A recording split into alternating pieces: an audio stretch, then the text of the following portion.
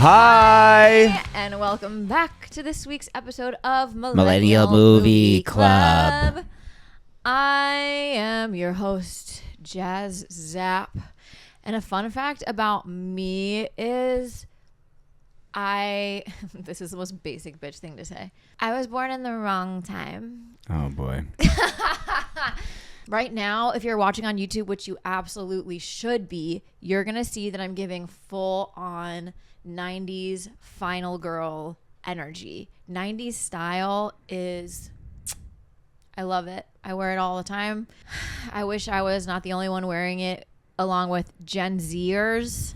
Because then it makes them think I'm copying them, and I'm not. They're like, look at that old lady trying to be hip. Yeah, exactly. What are you, 40? Somebody said that. Somebody commented that on one of my videos. They were like, this girl's like 40. What are you doing? And I was like, it literally says millennial on the top of this video. What's the issue? For the record, I'm not 40. He's like, you should be acting your age. I was like, actually, I'm going to do whatever the fuck I want. You should be acting your age and contributing to a 401k. That's probably true. In that respect, I should be acting my age. Actually, thanks for the advice. You know what? I already owned a house that was overrated. Who are you? Hi, I'm your other host, Jackson McClaskey. Fun fact about me is I am a horror head down. I love horror movies. I've been waiting for us to do a horror movie. And guess what? Today, I don't know. This isn't necessarily horror. It's not that. It's a slasher. It's a slasher-ish. We get it eventually. Yeah. But we are finally doing a little horror, and my coochie is tingling. This couch needs to be thrown away. Hey, no, I love this couch. Speaking of horror slasher, today we are doing I know what you did last summer. Which is why I'm giving full Jennifer Love Hewitt hair today. Her hair in that movie is incredible. Well, when she gets sad and mopey, Except she what got she stringy said. bangs. You know what? Our hair all got weird freshman year of college, okay? We were all depressed, eating the wrong kind of shit. Well, she's very depressed because she killed somebody. And she's like, now I have string bean bangs. I'm so sad. String bean bangs. Somebody... I'm sad. Somebody made a comment about that. They're like, did you notice that, like, whenever she is like the closer she gets to danger, the better her hair, like the hotter she looks. She gets harder and hotter the closer she becomes to danger. And when she's like actively trying to do the right thing, she's so ugly. Because doing the right thing makes you ugly. Shall we set the scene? Let's set it. Speaking of 40, she can't open her iPad. First of all, I don't own an iPad. Because I'm just a baby. Just kidding, babies all own iPads. Baby. Fuck. Bluey time.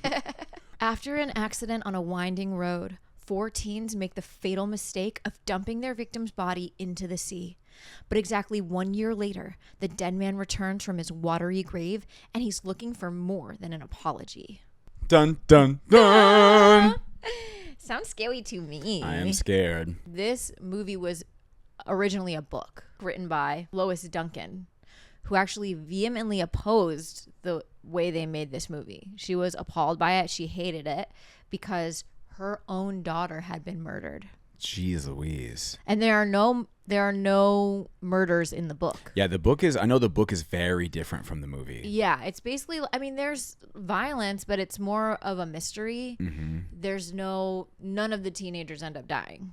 And she was very upset. But it's kind of wild. Like, once you kind of sign the rights away, like, that's it. That's it. They're going to do what they want to do. They're like, actually, this is going to be a musical. I know what you did last summer. She's like, fuck, I hate musicals. And my dead daughter did too. My daughter was killed by a musical. A musical killed my daughter. A piece of set fell on her head.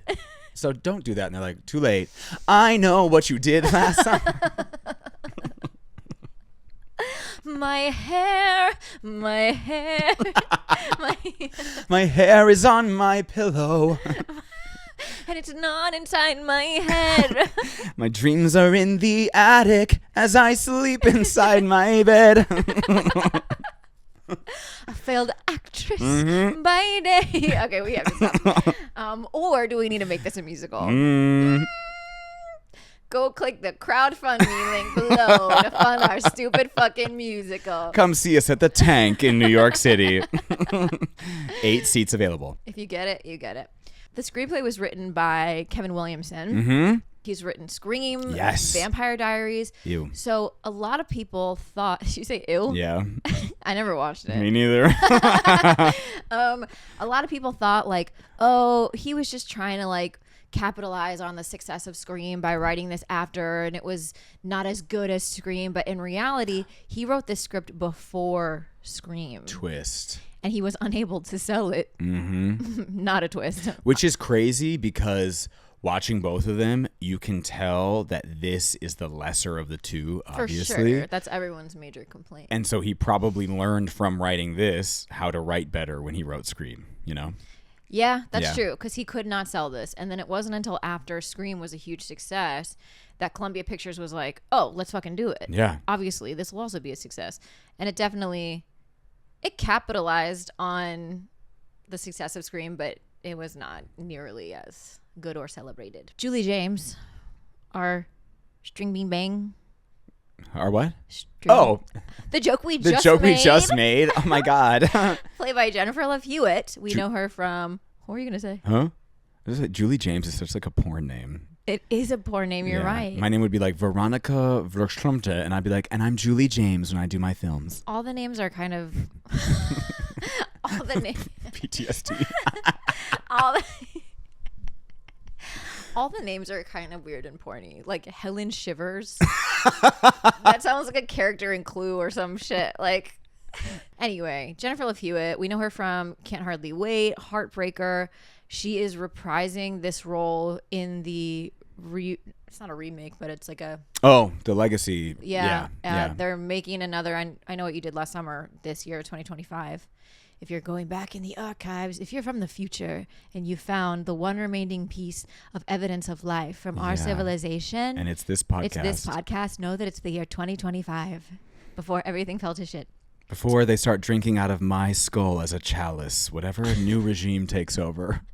At least we'll be celebrated as gods. Is that the head of that guy from that one podcast? It's so big. It can fit all the wine we want. I talked about my big head before we started. Don't bring it up. It's okay. I have a big head. So do I. I just have a lot of hair to cover it. Well, I don't have the hair. Fun fact about Jennifer Love Hewitt. She's rumored to be the inspiration of John Mayer's song, Your Body is a Wonderland. Are you serious? I'm serious. I had no idea. I mean, I'd like to see. Her body? Yeah. Okay. I want to know what the inspiration, you know. Yeah. I want to know. What's going on in that Wonderland? The song ain't doing it enough for me, so I'm like, well, I want to see. Helen Shivers, played by Sarah Michelle Gellar.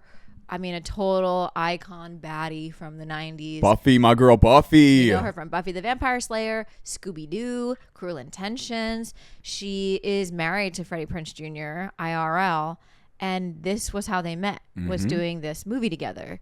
They would not start dating until 2 years later, but this is where they got to be friends, close. I think they said, both of them said that at first they really didn't like mesh. They didn't like each other at first. Right. Yeah.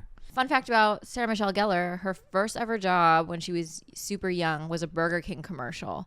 It was the first commercial that had ever mentioned a competitor, which was McDonald's. And then McDonald's sued the shit out of Burger King and her for saying it in the commercial, and she was banned from McDonald's. Like, she had to dress in a disguise to go into McDonald's. She was like, I really need a Big Mac that badly. I'm going to put on this Geraldo wig. I need a filet o fish. Yeah. She's like, I'm banned from McDonald's. How will I get old fries? How will I spend my Burger King commercial paycheck if I can't get into a McDonald's? Burger King is superior in my mind anyway, so good for Sarah Michelle Gellar. Heyo. Speaking of her honey, Ray Bronson, played by Freddie Prinze Jr. We know him from She's All That, also Scooby-Doo, also reprising his role in I Know What You Did Last Summer this year. Director Jim Gillespie told Digital Spy that no one else wanted Prince for the film except for him. The whole studio was against casting him. They thought he looked too soft and wasn't muscular enough. They had him screen test like 7 times, and he was like, I'm done with this. Like, fuck you guys. And then Gillespie begged, like, please don't give up on this. I'm going to try to make it work. He went away, cut his hair, bulked up a little bit, and they gave him the part. He's so hot in this movie. Moral of the story is just change yourself. Just change yourself. Just go to the gym. Go away, change yourself, come back, and people will like you. Classic Grease logic. Barry William Cox, played by Ryan Phillippe. Mm-hmm. Sorry, Philippe is the way he prefers it to be pronounced. Philippe. Yeah. Oh. Like the girl from High School Musical. Gay for Philippe. Exactly. We know him from Crash, Cruel Intentions, also with Sarah Michelle Gellar, and Reese Witherspoon, who he originally met at her 21st birthday party. They would then start dating, get married. They have 2 children together before their divorce in 2008. Reese Witherspoon turned this movie down, but then recommended Ryan for the role, and that's how he got cast. Was she going to be the Sarah Michelle Gellar part? I believe so, yes. Oh. Someone who also turned down this movie was Melissa Joan Hart, which you're like, girl, you should have said yes. She was like in the finals. They offered it to her. I think she was a little butthurt because she lost out to Neve Campbell for Scream. And so she was quoted by saying, like, I thought it was just going to be like a bad Scream ripoff, which it kind of is. But she says she regrets it. She's like, I probably could have opened the door for a film career. Yeah. Anyway. Oh. Shall we get into these reviews? Let's review it. Let's review it through the eyes of others. Owen Gleiberman from Entertainment Weekly writes, the story has more holes than the bodies do, but the shocks are efficient, and Party of Five's Jennifer Love Hewitt knows how to scream with soul. She is a great screamer. Great screamer. She's screaming at stuff that I wouldn't scream at, but she's screaming. Yeah, she's screaming. You wouldn't scream at some of the stuff she's screaming at? No, I think if a person was like chasing me, I wouldn't just turn around and be like, ah, I would run. Right. You know? That's fair. Yeah. That's fair. Roger Ebert gave this 1 star. Is this below his taste level? I think it's below his taste level. Yeah. He said the best shot in this film is the first one. Not a good sign. After the screening was over and the lights went up, I observed a couple of my colleagues in deep and earnest conversation, trying to resolve twists in the plot. They were applying more thought to the movie than the makers did. A critic's mind is a terrible thing to waste. Wow. Like, hated it. He said, you all were sitting around trying to figure it out. I was figuring out what I was going to eat for lunch. I was taking a shit Shit in the seat. The theater. And it was better than that movie. Speaking of taking a shit online. What do the letterbox people have to say? Heather writes, I mean, I know they made a pact and shit, but I would have told my mom the second I got home, just saying. And you know what? I relate to that in a deep way. No, my mom would make me and my friends turn ourselves in. And But my mom was by the book. You can't hang. Oh, no. If I killed somebody, my mom would be like, you know what you need to do. I think my mom would be the opposite based on my first wedding. I've only had one, but I will be having another. Where you were the bride. Yeah, the one where I was the bride. Okay. When I used to be married, somebody at my rehearsal dinner tested positive for COVID. And like during the rehearsal dinner, he like got a call from his girlfriend. Actually, I've talked about this on the pod years ago because it's my old co-host, Dan Levine, who we know and love. He got a call from his girlfriend, live-in girlfriend, being like, I just tested positive for COVID. So he's like, I guess I need to go test for COVID. He got like a couple rapid tests. The first one was positive.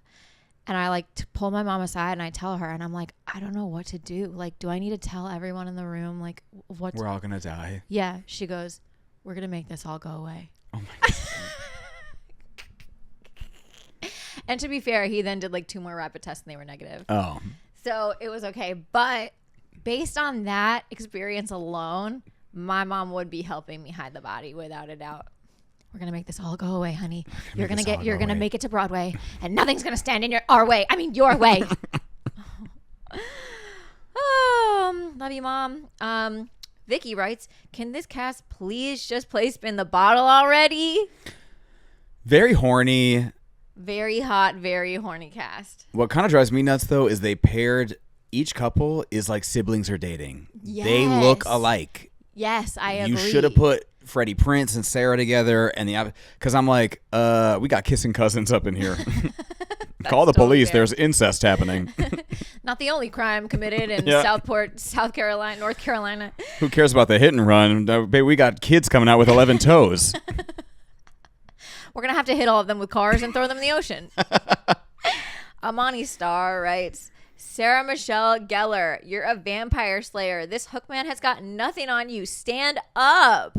Not this character. No. This character's a beauty queen. She's like, I'm going to pull myself up on a conveyor belt when there's a staircase right next to me. Best scene in the movie, though. Yeah, it's really good. Best scene in the movie. We'll get into it right now because here's Jackson McClaskey with The Plot. Dun, dun, dun, dun, dun, dun. Hi, I'm Jackson McClaskey reporting live from The Plot. Thanks for having me. And back to you in the studio, Jazz. That was The Plot. Oh. Anyway, I guess rate and subscribe. Go on, darling. We open on shots of the gloomy, doomy, spooky California coast, even though this movie takes place in North Carolina. That it does. Fun fact, they went to film that aspect of the movie in California because they were like, we need this beautiful shot of the crashing waves and the rocks and the twisty, windy roads, because obviously you can't hit people on regular roads. It never happens. Fun fact, that little windy road is the same one that is used in Alfred Hitchcock's Birds. Oh, love that scene in The Birds. Yeah. Yeah. Mm-hmm. Love the birds. Not in real life, but the movie. Believe birds. Believe birds. Hashtag me too birds. Hashtag beak too. I'm sorry. God. But we are on this windy road that's supposed to be North Carolina. Whatever. Even though North Carolina's as flat as my chest. And we see this sorrowful, scared guy twisting his little pendant on a string. And he's looking around and he's like, hello, is someone here? There is someone there. There's always someone there. There's someone there. But smash cut, we're actually celebrating baby's first beauty pageant because Helen, Sarah Michelle Gellar, That's right, just won the beauty pageant at the 4th of July Croker Festival in their town in North Carolina. The competition was stiff. The competition was fucking fierce. It was And her. by stiff, I mean their joints. They were all 50 plus on stage next to her. For real, those people are old. Also, if you were in a local beauty pageant, what would your talent be? My talent would be, I mean, this is I didn't mean to put you on boring. the spot. It's okay. I guess I would probably maybe I would do stand-up comedy or sing. I would sing a funny song. That's what I would do. Song, I would okay. sing a parody song. Yeah, and then people would be like, boo! No, they love it. Nice. What would yours be? Washing dishes correctly or tongue kissing. Ooh. Them judges would be wowed. Absolutely loud. I'm getting that Ace Hardware gift card. That thing is mine. Ace is the place. Friend of the pod and future sponsor, Ace Ace Hardware. Hardware. All four friends, Helen, who's Sarah Michelle Gellar, Julie, Jennifer Love Hewitt, Ray, Freddie Prinze Jr., and his beautiful mouth. He's got the boy mouth that sometimes guys have the same size upper lip as their lower lip. So hot. He's got the same size upper lip as his lower. I was looking at yours to see, but your bottom lip is bigger. I have a huge bottom lip. It's so heavy. Apple bottom lip jeans, boots with the fur. And then that other guy, Ryan Philippe. They are all on the beach, kissing, finger banging each other, drinking alcohol, talking about how their life is going to be so different post high school. That's right. We've been there. Oh, yeah. Not the finger banging, but They call it Dawson's Beach, which is a nod to Dawson's Creek because Williamson also wrote on Dawson's Creek. Did you watch Dawson's Creek? I did not. I did not either. I just know he was always going in her window. It was a little. I was a little young when it was Same. at its height, so Yeah, and I'm not rewatching we were young that. ones. Yeah, I'm not rewatching that. I did like Gossip Girl as an adult, Okay. and I was like, oh, okay, I get it. You're like, I get it. Yeah. Oh, okay. Huh. You should watch Buffy. Speaking of Sarah Michelle. Oh, I've gotten that a few times, and I think I So will. good. It is. We should do like a partner pod where we go through all the episodes of Buffy. I would come to that podcast taping. That's right. Sorry, Mom. These four youths, these adolescents, they drink and drive. Mm-hmm. And that, so a lot of horror, right, is like telling kids, like, don't have premarital sex because you're going to get killed. This movie is like, instead of that message, it's don't drink and drive. They call it out like when they're on the beach, they're telling the story, this urban legend of like the guy with the hook in the side of the car, like fucking with the 2 teenagers who are making out in the car. And Sarah Michelle, nope. And Julie is like, this is just like another story that an urban legend that people make up to keep kids from having premarital sex. Yeah. Yeah. Exactly. She's like, the hook is a phallic symbol. Yeah. It's like, all right, dork. Yeah. Okay, we get it. You're going to law school. We get it. Come over here and have sex on the sand and get some sand up in your crack. Which they do. I do not recommend. I watched it and was like, no. What if a bug gets in there? Well, for your first time? No way. No. She's like, did you have something weird on you? And he's like, no, you have a UTI. There's sand up in there. Okay. We were both virgins. We're both virgins. My darling. Go drink cranberry. They drink and drive, and they're going crazy. Barry doesn't drive, Ryan Philippe, because he's super drunky drunk. Which in essence, initially you're Was like, oh, they are responsible. doing the right thing. They're not letting this super drunk guy drive. But they distracted drive, which is almost just as worse. That's right. If they were texting, then it would have been the equivalent. And Barry's out the sunroof. he's out the sunroof. He's going crazy. Woo, I love being a teenager. I'm nuts. Life is forever. And you're like, no, you're going to have a kid in the next 3 years and your life's going to be ruined. That's correct. And he goes, oh my God, look out. And they hit someone in the middle of the street. Has my zipper been down this whole time? I have not been looking at your crotch. Well, first of all, that's rude. Second of Why all, would I be doing that? Maybe you're just making room. now we can continue. Okay. They hit someone with their car. Yeah, because he's out the sunroof and he drops a liquor bottle like onto Ray's head. Yeah. And he's like, dude, what the fuck? And No then one's paying attention. And all of a sudden, Ryan Philippe looks up and he's like, look out. boom. Boom. This person goes over him. This person hits the front of the car, rolls up, sloshes blood all over. What's his fucking name? Ryan Philippe. I know, but what's his character name? Brad. Nope. Whatever. Ryan. I'm just going to call him Ryan. All over Ryan's face. That to me was like unnecessary. I mean, not unnecessary, but that was foul. When I was like, oh, it makes sense. He just got hit by a flying body. Like it would fuck up. I thought he like hit him in the head and he was bleeding his own blood. If he was hanging out of the sunroof and a 200-pound man goes rolling over you, your back is broken. That's You're like, yeah. and he comes down and he's like, oh, it's not my blood. I'm like, how is your Ew. back? He's like, nope, not mine. Just strawberry jam. So disgusting. They're like, it must have been a deer. Like it was a deer. It was a dog. And then Jennifer Love Hewitt holds up a boot and she's like, do deers wear boots? Do deers? Where are the other 3 boots then? Where are the other 3 boots from the deer? And he probably they're bought like, them at Helen's dad's store. Yeah. Shivers me timbers. Shivers me timbers. Shivers me timbers. What's the Timberlands. Timberlands. Famous for its deer selection. Shivers me Timberlands. So they're like, okay, we need to investigate. Barry is going absolutely apeshit. And he's like, you hit my fucking car. My dad's going to be pissed. You can tell Barry gets beat by his dad. Oh, he's definitely the kid where they're like, if you don't get on this football scholarship, I swear to God, even though they're super rich. Super rich. Super rich, but he's got his football career to worry about. And they're like, well, so they're like looking around. They turn on their little flashlights. They're looking, and she's like, that's when Jennifer Love Hewitt starts screaming. Yep. And justifiably, there is a dead man on the side of the road. Dead man, face. He got pizza face. Yeah, straight up, like not recognizable. No. And I appreciate about this movie, it's a slasher and there's blood, but nowadays they would have done some like FX on that guy's face to make it really that gross. looked like Crayola marker, just scribble around. They're like, look, I don't have any idea who he is. Who is that? They're like, he just has red paint on his face. Yeah. Yeah. They were like, we can't tell who he is, but he's definitely dead. He's definitely dead. They're like, what do we do? We have to call the cops. We have to call the cops. No. They're like, they're going to, I was like, what's the logic? We're going to fry. Yeah. They're like, we're going to get the electric chair. For manslaughter.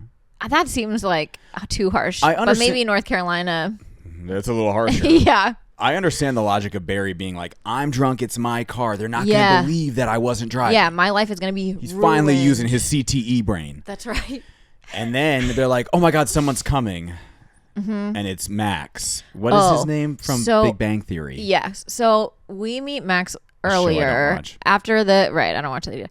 right sort of at the beginning, right after the pageant, there's like a big party they go to. And this guy, Max, walks up and he's like, take a Jello shot, Julie, because I want you to take your pants off. Yeah, I'm going to take you out. And she's like, I can't do that. He's like, what do you mean? We've been friends for so long. We were childhood best friends. I'm in love with you. She's like, my boyfriend's right here and he's 6'2". Ugh. Get the fuck away from me. Get over it, Max. Anyway, right away, he's like, he hates them. That's very clear. Yes. So he rolls up on the scene. Yeah.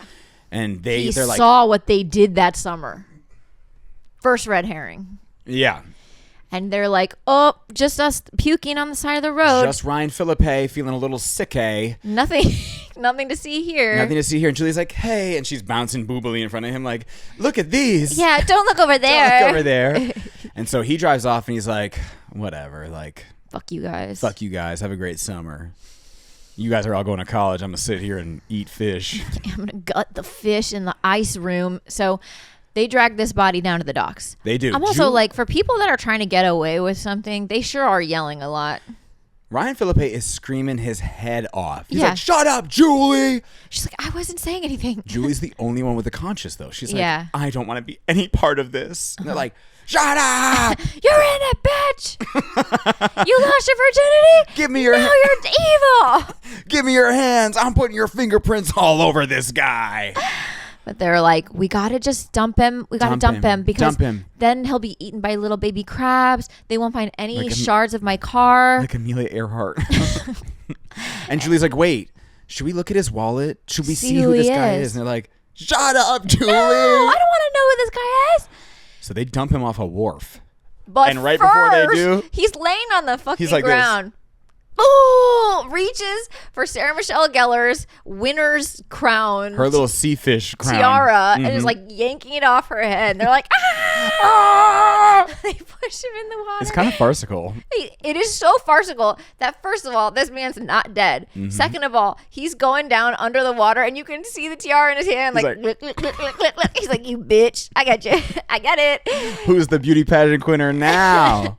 So she's like, my crown. Oh my God, Ryan Philippe, get my crown. He dives into the lake. First of all, I'm like, we just saw that this guy's not dead.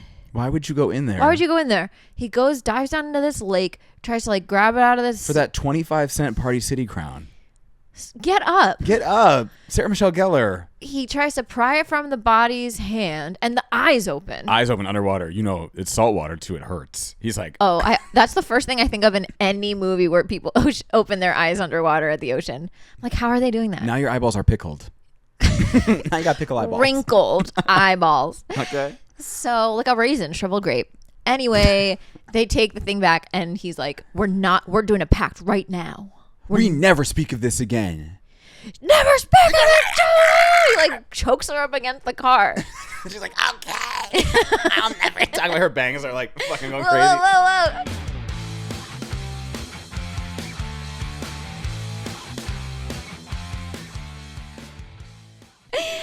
And so We flash forward a year. A year later. Year later.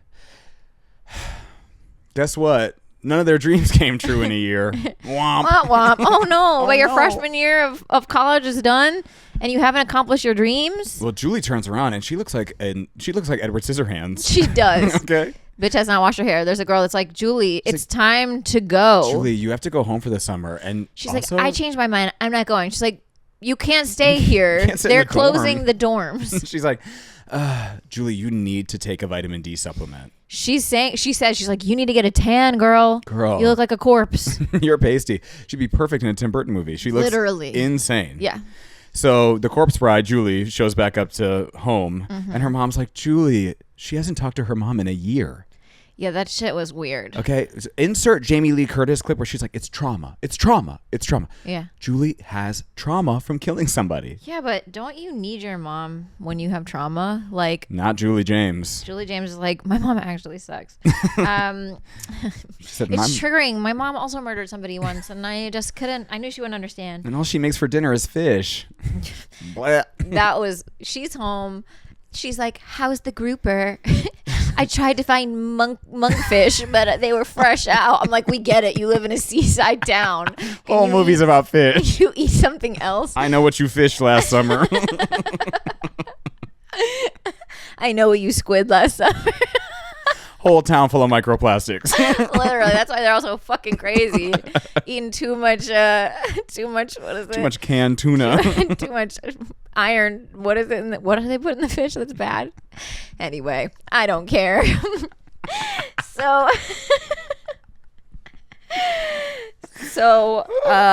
but she's like, honey, now that you've finished your fish fillet, And your bread a letter roll. came for you. Mail's here, along with your shitty report card. There's a little letter, and it's like, I know what you did last summer. That's the title of the movie. Yeah, we were like, what?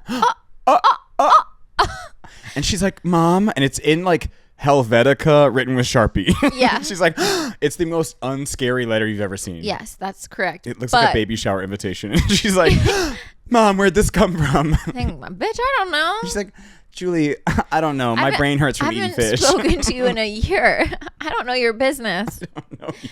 So she's like, I gotta find my friend. She's like, I need to find Helen. So she goes to Helen's dad's store, which shivers me timbers. If you've been to like a smaller downtown area of a small town, they have stores. Yes. This is like a mini department store. It doesn't necessarily. I'm like, who's actually going here? There are like 17 mannequins in there. 17 mannequins, and she tells, because she shows up and she's like, I need Helen's New York City address. She goes to her bitchy older sister. Helen's sister is so mean to her for no reason. Elsa, and she's blonde. Oh. She's an ice queen. Someone watched this and they're like, I'm going to make Frozen the musical. There are no original ideas. Nope. But she shows up. She's like, I need Helen's New York City address. And her sister's like, her New York City address? Try 10 feet over there at Women's Fragrances. The store is 10 feet big. What do you mean Women's Fragrances? Is that also Women's Fragrances? Every department is 2 inches long. Women's Fragrances, Men's hardware, ties. and nails. We also sell mannequins. We have 100 mannequins in here. 100 mannequins upstairs waiting to be sold. So she goes over to her and she's like, what happened to New York? Because she had big dreams about going to New York. That was her whole pageant speech. She was like, I'm going to give back by moving to New York and becoming a big time actress and helping the world through entertainment. And everyone's like, yeah! Everyone's like, I was going to like Mother join Teresa's the Peace here. Corps. Yeah, what the fuck? Anyway, this girl, I guess, tried it for 3 weeks. She's like, well, I tried it. Didn't really work out. Didn't really work out. Girl, how long have we been here? 4 decades? They say it takes at least a decade to like do some shit in New York City, and they're not wrong. Our time's coming. Hello? Mine came 2 years ago. I've been here since 2012. Oh, I was like, what big happened 2 years ago in your life? No, my decade is come and gone. It's like racking my brain. I'm like, did I miss your Broadway debut? Thanks a lot. But I didn't. I'm saying I was. You like, would never miss it. I was worried I was a bad friend. I thought maybe you had accomplished something, but that was my mistake. We are on one today. The energy in the room is cuckoo. So she's like, it didn't work out. She shows her the letter. And she's like, oh, we need to take this to my ex-boyfriend, Barry. By the way. Barry, that's his name. Barry. We go to his fucking old slavery estate house. And he's like, what's up, fuckers? He's such a dick. He's a dick. When he says that they look like shit run over twice, that is a great insult. That's a really great insult. He's all like cool now. He's like quarterback in college, whatever. He works out. I mean, I guess He's a little kind Twinkie of. for me. He's like, what did we say? We weren't going to fucking talk about it. He's screaming again. Yeah. He's like, actually, Julie, I've been working on anger management and talking quietly this whole year. What do you mean there's a letter? I've been majoring in women's studies. You dumb bitches. But then like he like flips a switch where all of a sudden he's like, but let's think about this for a second. He's like, wait, let's think rationally. Let's go find Ray. And Julie lets them know. She goes, the guy we killed, his name was David Egan. And they're like, how do you know? She's like, I have a laptop at college. I have internet access at college. And David Egan was this person whose body they found 3 weeks after the accident. She's like, I know that was him. And they're like, right. Fuck. Because for one, the story is David Egan was in a car accident with his girlfriend, fiance. They went off that cliff into the ocean and he got out of the car and she did not. And he felt responsible. And when they were dumping the body into the lake, she saw a tattoo on his arm that that girl's name. Susie. Yeah. This is the man that we see sitting on the cliffside at the beginning of the movie. Yeah. Which, when we talk about the reviews of this having plot holes, the final twist in all this, I had to look it up because I was like, I've seen this movie probably 40 times. Every time I'm still like, I'm a little confused as to who the killer Okay, is. I was going to ask you. No, you're fine. Okay, great. Okay. But Ray? What is his name? It's Ray. No, Barry. No, Barry. Jesus. They're like, time to get the gang back together. Gang, mystery gang, on the gang. On the gang. 4 idiots back from a year solve away. the mystery. We have Freddie, we have Velma, And we have the dog, Daphne, Ryan Philippe. and the dog. Screaming his head off. Whoa, whoa, whoa, whoa, whoa. He's like, I know who this is. It's Max. It's the guy from The Big Bang Theory. He's mad. He was on a bad sitcom. Yeah, he's like, he was there. His truck was there that night. He saw us. I'm going to go talk to him. So he rolls up to where Max is now cutting up fish. The fish house. That's all anyone does. And he's like, if you send any more notes, I'm going to kill you. He like shoves him up against a ice block and hot. takes one of that hook and like slices him in the face and was like, I'll fucking kill you. Yeah, he's crazy. And he's like, fuck you. Don't come at me. Don't test me. You football player. What do they say on Big Bang Theory?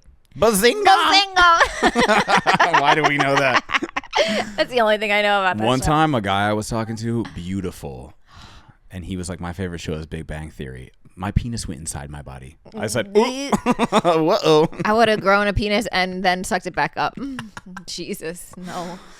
Moments later, Max, Big Bang Theory, is murdered. It's the first time we see the killer. Uh-huh. And it's this guy wearing this like fish slicker. He looks like Long John Silver. He's a fisherman. Yeah. Yeah. He's in a fisherman's outfit, slicker, hat. And they cut a line out of the movie because somebody says like, because he looks just like the mascot on the fish sticks box. Yes. And there was a line that was like, so what? I'm just supposed to go around looking for the fish sticks, man. And Why'd they cut that? Because I don't know. I guess maybe they thought it made their villain less scary. I really don't know. No. So anyway, we're like, okay, well, there's our first red herring. You know, he like hooks him right in the fucking face, Kills him on a crab pot. Mm-hmm. Okay, we're like, so that's done. Now they go find Ray.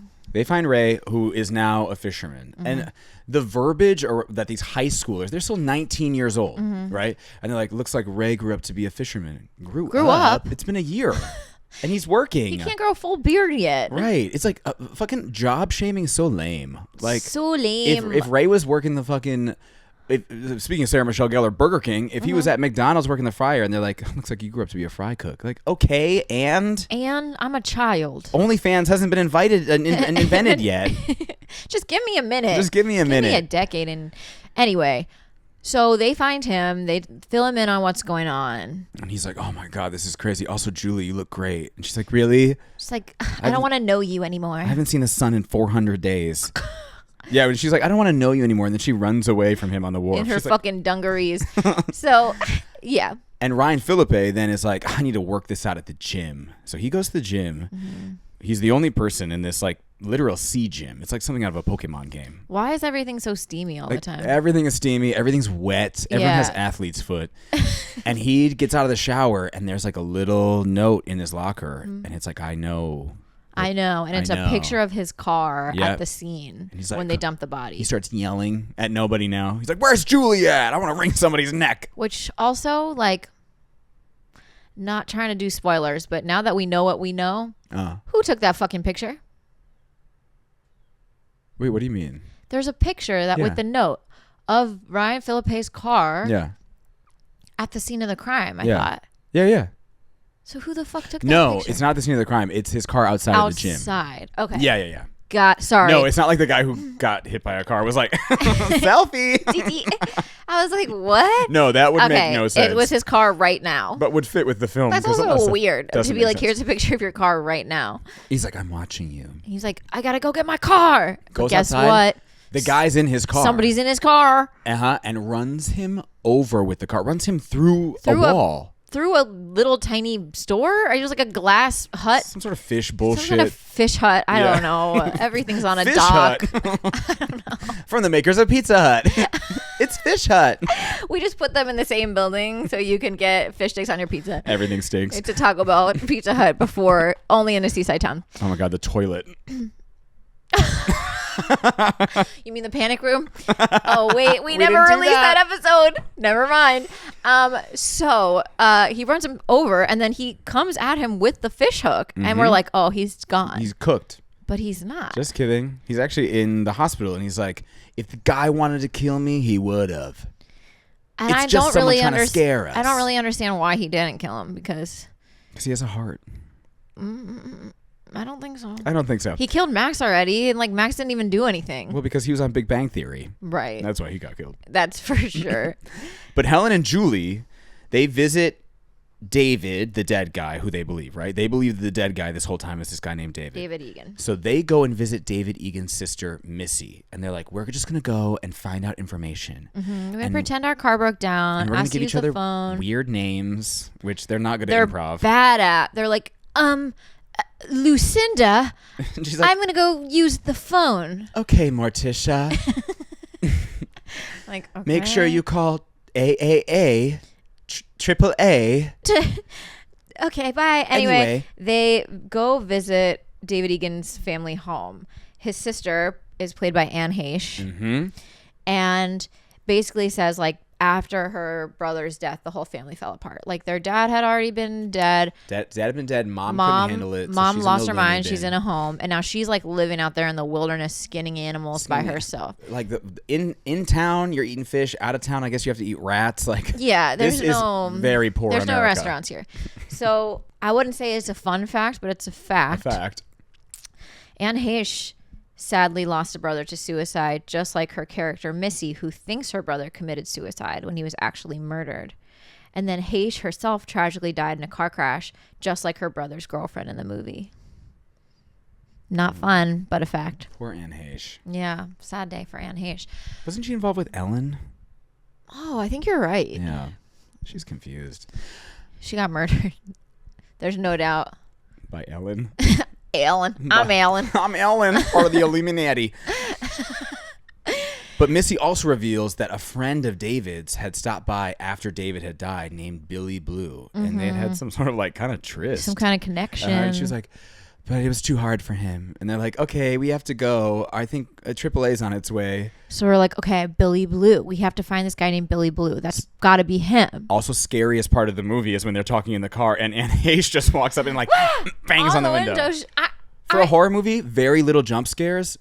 That was a big one and also completely unnecessary. Yes. Why would she be like, ah! Oh, you forgot your cigarettes? Because smoking kills. In reality, she just tripped on a rock. She's like, you got it on the windowsill. That's the only way I can qualify that being an okay way to knock on somebody's car window. You guys forgot your cigarettes. So they're like, okay, we have to find Billy Blue. That's got to be his close friend who's seeking revenge. Right. That night, we watched the killer creep into Sarah Michelle Gellar's house where her dad falls asleep watching football every night. He does not give a fuck. Does not care. She's like, hey, Dad. He's like, I ate too much fish. And she goes to bed after her sister makes a rude comment about her hair. And you're like, it's like, you and your hair, you're so obsessed.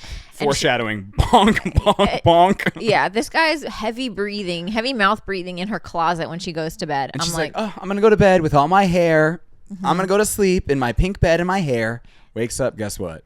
Her hair's been chopped off like a little girl with a Barbie. They gave her a Sam's Club haircut. In the Put her crown on her head. Mm-hmm. Chopped her hair.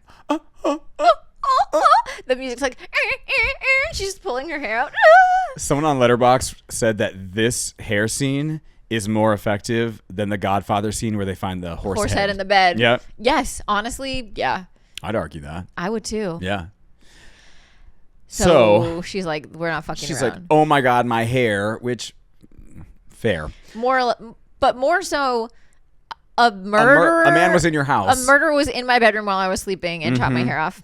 She has to be in the next day in a parade because she's the outgoing beauty pageant queen. She's the reigning fish queen. Julie James rolls up in her car to go see Helen because she's like, oh my God, you got your hair cut off? Now you have to wear a Newsies boy cap? What could be worse? Why are they doing that? She rolls up in her car and she hears something in the trunk. She's like, oh, yeah. hello? What's Stops the going on in my car, trunk? opens the trunk.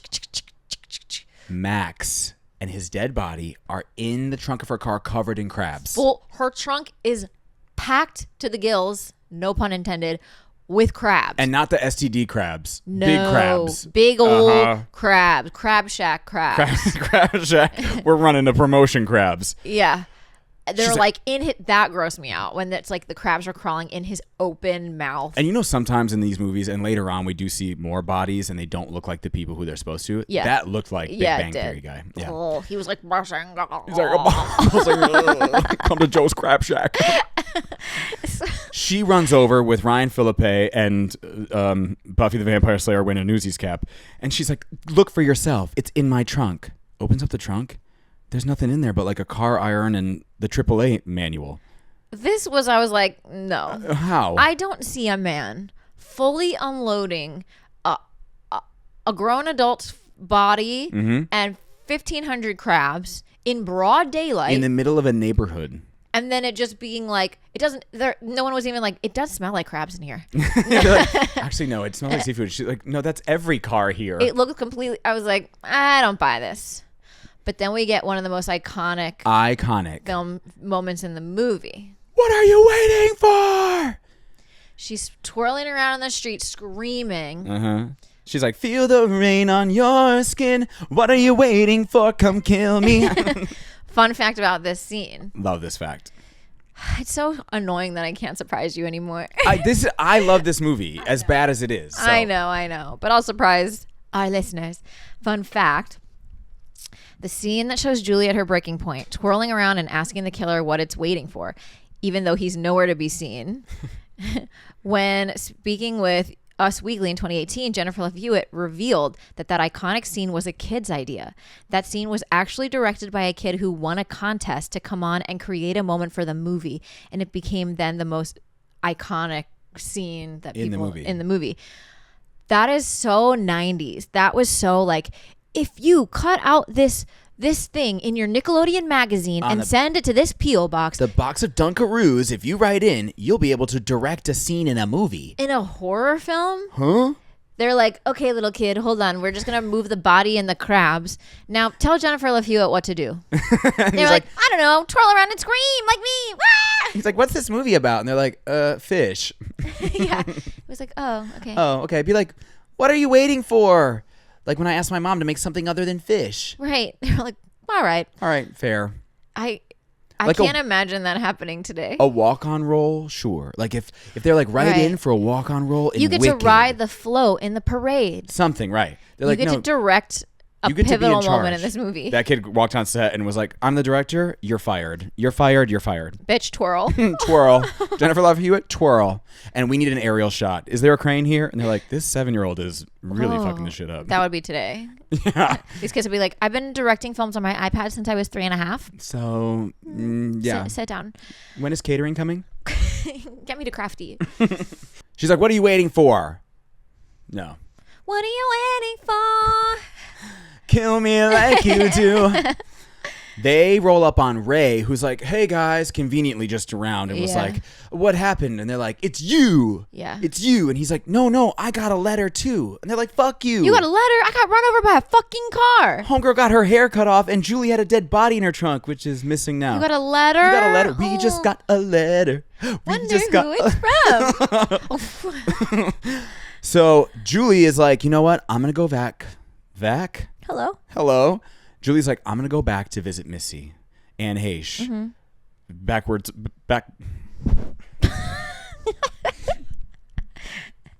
going to go back to the woods and visit Aunt Haish. Backwards Barbie. She's like, I got to visit Aunt Haish. Yeah. She's like, I have more questions for her. Right. And Freddie Prinze Jr.'s character is like, I can't go back there. And you're like, why is he being so unhelpful? Because he's the killer. He's the fucking killer. While Julie is visiting Aunt Haish, the siblings who are dating, Sarah Michelle Gellar and Ryan Philippe, are there at the parade because Sarah Michelle Gellar has to ride in the float. She has a bob haircut now. You never see that. What else are you going to do? Right. Like, guess I'll get a cunty bob. And they're looking through the crowd because they're like, he's going to be here. Yeah. Whatever's happening today, it's going to happen because it's 4th of July. It's 1 year since we killed that guy with our car, with our Mazda. Julie's at Missy and Haish's house, and she's like... She straight up confesses. Yeah, she does. She goes, your brother didn't kill himself. Because that's when Missy says, she's like, my brother committed suicide. And she's like, no. I hit your brother with my car. And then he wasn't dead. It's and like, then Julie, we drowned him. And she's like, no. And she goes, I saw his tattoo. And she goes, my brother doesn't didn't have a tattoo. That's when she's like, wait a second. it's not your brother. She's like, also, why are you making like squirrel meat? She's like, why are you wiping your bloody knife on your one dress? times are hard. Times is hard. So Julie, after like hearing that about the tattoo not being there and seeing that Anne Heche has a note, right? She's like, she also my brother got left a suicide note. She And goes, it's not I recognize this font. This is the same Helvetica. This is the same Helvetica. And she goes, this isn't a suicide note. It's a threat. What does it say? I forget. It says, I'll never forget last summer. So, at the new crowning of Miss Croker, Croker. I hardly Croker. There we go. She has to sit on the stage and watch all of them do their talents, which is so weird. Like, you're the reigning queen and you have to watch people sing, and I'm telling you I'm not going. That was bizarre. Barry's like, I'll protect you. Don't worry. I'll protect you from the balcony. I'm going to stay in the spooky balcony. I only paid $5 instead of the $20 to sit on the main floor. I'm going to be somewhere by myself and vulnerable while you're in front of a full audience of people. Yep. And I'll protect you. And in the lights, she sees the fisherman, the fish sticks guy. He's coming. And she's like, oh my God, Barry, look out.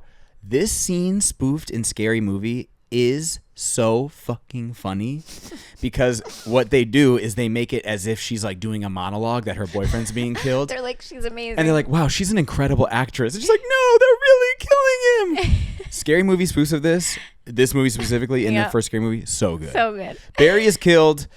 She runs up and she's like, no, there was someone up here. The cop who's up here is like, you're crazy. Yeah. Even though we see some blood drip, drip. He's like, your drip. crown's too tight. But he's like, I'm going to take you home. I'm going to make sure you get home safe since you're all cuckoo in the head thinking there's a killer around. Takes her in the car, puts her in the backseat of this cop car. Yep. Sees somebody. He's like, oh, the main road is closed. We'll have to go down the spooky alley. By one piece of wood that's in the middle of the road. That cops put there and can move. Just drive around it. You're a cop. He's like, oh, somebody with car trouble. I better get out. She's like, oh, wait, that's him. That's him. Cop gets gutted instantly. Yeah. And she breaks the back of the cop car's window. She kicks out the window because the doors are locked. With little kitten heels. Yeah. She crawls out the window through the broken glass. Runs across the park. To her family store, Shiver Me Timbers. Mm-hmm. Her sister, her cunty sister, I'm just going to say it. What do you want? And she's just like, open that door! Open that door! This is, to me, the most like horror suspense-filled moment of the movie. Yes. Which, again, a lot of people criticize this movie because it is not as scary as it could be as a horror movie, as a summer horror movie. But in terms of suspense, this is good. This scene does it. Yeah. And we witness her, like you said, she doesn't go up the stairs. She instead pulls herself up on like a pulley, old school platform. Elevator. Like, I'm just going to take the stairs. To the mannequin warehouse that's upstairs. The spookiest place. Jumps out the window. She's crawling. While this is happening, her sister gets gutted. Oh, her sister's, yeah, well. Which we're like, fuck it. I applauded. Yeah. Sister gets gutted. She falls out the window. She's crawling through the alley, stumbling around. She sees the parade. The parade is mere feet away from her. Mm-hmm. And this is where, like, this is so good. Because you're like, she's safe. 4 feet away from the parade, the fisherman, the fish stick dude, guts her alive. Jumps. And I wasn't even sure. I thought for a moment she was going to. Yeah. Because he jumps out of this pile of tires and she's fighting. Yeah. Fighting for her life. She's like, wait, I'm the vampire slayer. Yeah. Starts like fighting. And it just does not. No. She can't fight him. She's so close. She's so close. But no cigar. Cigars sold inside our store. Shiver Me Timbers. Somebody on Letterboxd was like, imagine getting murdered like 4 feet from a drum line. Or like, a high school drum line at that. Yeah. So you're a grand old flag. You're a high flying. You're like, oh, fuck. Anything else? Julie finds an article on her computer that she stole from her dorm room that mentions that Susie's father, Ben Willis, Was a fisherman. And she's like, wait a second. She realizes this is where it's like a little confusing and convoluted, and you're like, what? I felt like I was eating too much fish. I'm confused. Right. Susie's father, Ben, Julie thinks, is the killer, maybe, because he most likely avenged Susie's death by killing David. And then they killed Ben by hitting him with their car mere moments after he killed David. But I don't think she's put that far together. She just knows that her dad was a fisherman. So she goes down to the docks. She goes to find Barry. Ray. She goes to find Ray. And she pulls up to his fishing boat and it says, it's called the Billy Blue. And she's like, wait. You're the killer. You're the killer because you went to visit Missy. Yeah. You're the guy she had a tryst with, whatever. You're the killer. He's like, no. Chases her down the wharf, and then random dude comes off the boat and fisherman's like knocks him out. Yeah, knocks him out and is like, get on my boat. Get on my boat. I'll protect you. Right. This is where she starts to see. This is where she pieced it together. There are all of these pictures up on this guy's wall. On the boat are like them, photos of them. His daughter. A little strand of Sarah Michelle Gellar's hair. Mm-hmm. Ryan Phillippe's old scrotum hair. Gym towel. And she's like, wait a second. And he's like, you dumb bitch. Never get in a stranger's boat. You figure it out, Julie James. Never get on a stranger's boat. How about this? Never get on a boat. Yeah. Nothing good happens on a boat. We've seen this time and time again in film and television. Freddie Prinze Jr. wakes up on the wharf and he jumps into a speedboat. He steals someone else's boat and chases after them. And he's like, Julie, I'm coming with my got to be glued hair. I'm coming, Julie. Got to be attitude. Got to be. Gets on the boat. Yeah. The guy is chasing her around his boat. There's only so far to run. She goes downstairs in the boat to in the ice box. Sure. And basically finds, which by the way, all those ice cubes were actually gelatin. Nice. So she's squirming through the ice box, climbing on these hills of ice, trying to get away, whatever. And she finds the bodies of Barry and Sarah Michelle Gellar. Yep, are down there. And those are the bodies that don't look anything like that. Anything like that. I'm also again, this is a small fishing town. How is this man lugging full ass bodies through town with nobody noticing? They're like, there he goes with just another big human-sized fish. Right. Oh, catch another marlin today? You know, Ben, he loves catching them big human-sized fish. Jesus. That bleed human blood. So then she's doing all this stuff to get away from him, and then all of a sudden he just opens a hatch right over her head. And he's like, there you are. I spy. Luckily, Ray, beautiful Freddie Prinze Jr., smacks the guy in the face with a hook, big hook. Yeah. And then through that rigging, kind of finagles him up, and it rips his hand clean off. Yeah. And catapults him into the ocean. Into the ocean. His hand's still holding the hook. But we don't see the guy dead. No, of course not. We gotta leave room for a really bad sequel. And he's like, I was curious and guilty. That's why I went to visit Missy. I love you, Julie. And she's like, I need to wash my hair. The cops are like, any reason why you think this guy would want to kill you? They're like, no. Because everything is kind of tied up with a bow. They're like, we didn't actually kill somebody, and our friends who could give us in. But not for nothing. If somebody hit me with their car, left me for dead, roll me in the sea, maybe I would want revenge too. Oh yeah, I'd be leaving little notes. He was like, maybe next time if you kill somebody, you should make sure they're actually dead. Maybe next time I take that crown off your friend's head, let me have it. Yeah. I wanted that crown. I'm pretty too. I'm pretty. So. Flash forward a year. 1 year later.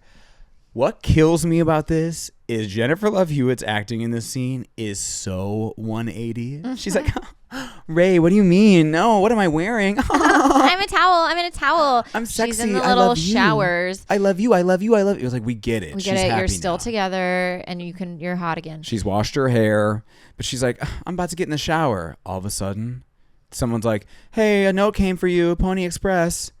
She sees that there's the font on there. She's like, no. No, not Helvetica. She opens it up. It's like, come to the Kappa Kappa mixer. Hey, girl, come get spanked. She's like, Oh my God. silly me. Uh-oh. Turns on the shower, and in the steam of the shower, written in the mirror, it says, I still know.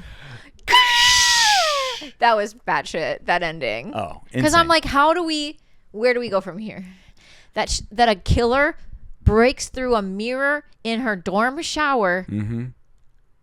Where do we go from there? But it was a jump scare. It was last scene of the movie, a jump scare, very effective. That's the end of the film. That's the end of the film. And where do we go from there? We go to a really bad sequel with Brandy. That's Brandy's what I in the heard. sequel. The sequel's horrible. Pretty bad. Yeah. Rate it and summate it. All right. I will give this film a solid 6 out of 10 severed hands. Mm-hmm. The movie is not good, but it's nostalgic to me. Mm-hmm. It's also, I love a horror movie in the summer. Just in general, I love to watch horror in the summer. I love to sit in an air-conditioned movie theater and watch a scary movie, right? It's like, it's thrilling. The summer is about thrills. It's why we go to roller coaster parks. It's why we watch fireworks. Are you ready for the summer? Uh-huh. Are you ready for a slasher movie? There you go. This movie takes place during the summer, Yes, right? it does. So fun. Is it bad? Yeah. Does she have stringy, greasy hair? Yeah. Is Freddie Prinze Jr. super hot in this? Yeah. But I will still watch this at least once a year. It's fun. Yeah. And something about this movie, again, so much of horror genre is like, don't have sex or you'll die. And this is like very much Mothers Against Drunk Driving era, like the pendulum swing of drinking in America, right? Maybe like the movies of the 80s about high school parties and everything else, right? Like, what is the opposite of that culture that's like, there are actual consequences to partying, right? Yeah. And this movie explores that in an effective way, maybe not, but in a fun way. Yeah. The director said, he's like, the foundations of this movie are meant to be sort of like when you are in like the worst case scenario, what do you do? And he wanted the audience to sort of feel like, well, what would I do in this situation? Especially as you're on the brink of adulthood. And there are, like you said, consequences to your actions. Cautionary tale, right? When you're put in these high pressure situations, you might think if you thought of it hypothetically, you would do this, you would do the right thing. But then, yeah, what if you ran over someone with your car? What would you do? Yeah, ask Matthew Broderick. Sorry.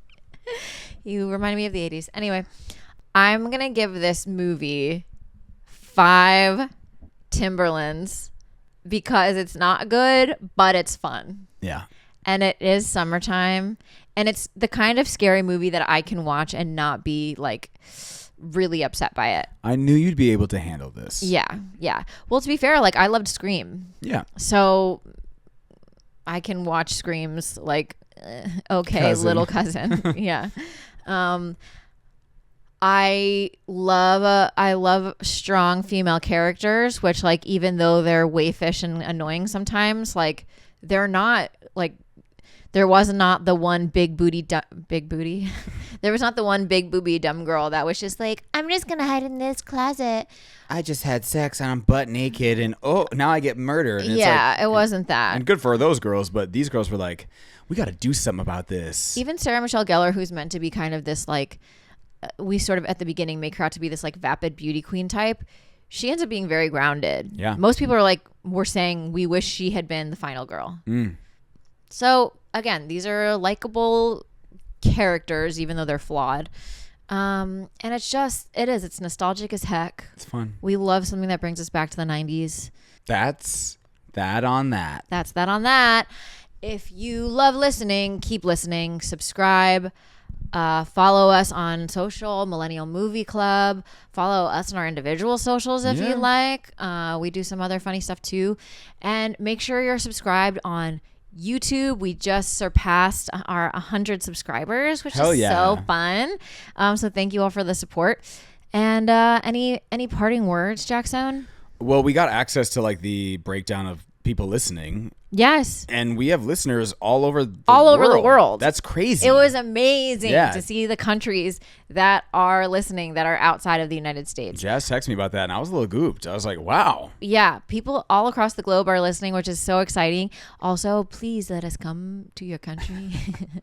We'll do a live show for you, and only you are one listener in Korea. And also, this is going to be a thing. We will start doing live shows at some point, which... This is news to me. I just announced it in front of everyone. I'm scared. I know what you did this summer. Listen to our podcast. Yeah. That's a good button. Bye. Bye. Don't drink and drive.